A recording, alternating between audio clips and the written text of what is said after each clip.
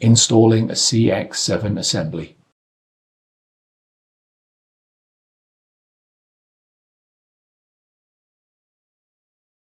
Hold the touch points of the CX-7 assembly and align it with the 5 guide pins on the front drive tray. Then, lower the CX-7 assembly into the front drive tray. Push the CX-7 assembly toward the interposer card to connect it to the interposer card. Press down the rubber on the CX-7 carrier board handle so that the rubber is located underneath the front drive tray handle. Insert the 2 retention clips on the CX-7 carrier board handle into the slots on the interposer card.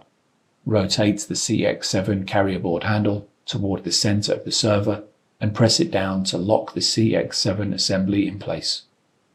Fasten the thumb screw to secure the CX-7 assembly to the front drive tray.